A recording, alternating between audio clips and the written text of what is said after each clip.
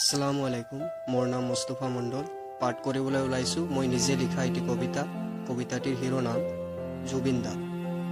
বিশ্বাস কৰিব নোৱাৰা খবৰ এটা বজ্ৰপাতৰ দৰে কাণত আহিল। গানৰ ৰজা, কণ্ঠৰ দেৱতা অচানক আঁতৰি গ'ল। তুমি আছিলা আমাৰ হৃদয়ৰ স্পন্দন, অসমৰ অমূল্য সম্পদ। অসমবাসী কান্দিছে শোকত তোমাৰ এই অকাল মৃত্যুত। অমূল্য সম্পদ, অসমৰ গৌৰৱ, যুৱক যুৱতীৰ সপোনৰ আচল। প্ৰেম, ব্যথা, বিদ্ৰোহ, আশা, প্ৰতিটো গানে তোমাৰ জীৱনৰ কোলাহল।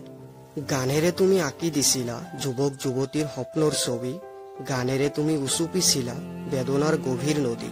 তুমি কেৱল এজন গায়ক নহয়, তুমি আছিলা এক আন্দোলন। যুৱ সমাজৰ সপোনৰ আচলত তুমি আছিলা সৰ্বশ্ৰেষ্ঠ অনুসৰণ। শোকত মৰ্মাহত কোটি হৃদয় কান্দিছে জুবিন দা বুলি। মানি ল'ব পৰা নাই কোনেও তোমাৰ এই মৃত্যু বাস্তৱ বুলি। নাই ধৰ্ম, নাই জাতি, মানৱ ধৰ্মত তুমি বিশ্বাসী। গানত গঢ়িলা জীৱনৰ গল্প, তুমি অমৰ, তুমি চিৰজীৱী। অসমৰ প্ৰতিটো চুকে কোণে আজি অকল তোমাৰ শ্ৰদ্ধাঞ্জলি। মৰিও যেন অমৰ তুমি চিৰজীৱী। আকৌ এবাৰ আহা না জুবিন দা, অমৰত্বৰ সেই সুৰবোৰ লৈ। অসমবাসীৰ কোটি জনতাৰ বেদনাবোৰ তোমাৰ কণ্ঠেৰে পূৰ্ণ কৰিবলৈ।